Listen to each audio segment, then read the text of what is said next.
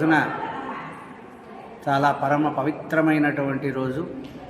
మాధ్వ సాంప్రదాయంలో శ్రీమన్మధ్వాచార్యుల వారు బద్రికాశ్రమం ప్రవేశం చేసినటువంటి ఉత్తమమైనటువంటి రోజు ఈ రోజున అన్ని మఠముల యందును కూడా మధ్వాచార్యుల అనుయాయులైనటువంటి వాళ్ళందరూ కూడా స్వామివారిని విశేషంగా 9 రోజులు విశేషమైనటువంటి ఆరాధన చేస్తారు.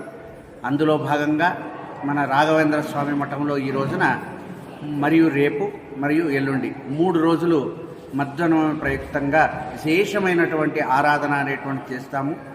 ఈ ఆరాధన సందర్భంలో మన మఠంలో విశేషంగా మధ్వాచార్యుల వారి కాంస్య విగ్రహము సుమారు 15 కేజీల బరువుతో కలిగినటువంటి కాంస్య విగ్రహం చేయించి దానికి గత 15 సంవత్సరములుగా విశేషమైనటువంటి పూజలు చేసుకొని వస్తున్నాము.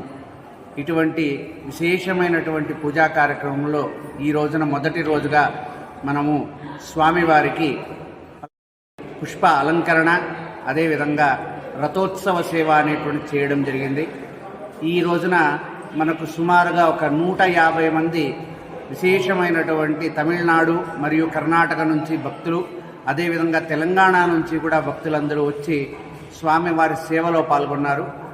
ఈ మఠం నిర్మించి సుమారుగా 15 సంవత్సరముల పైన కావస్తుంది.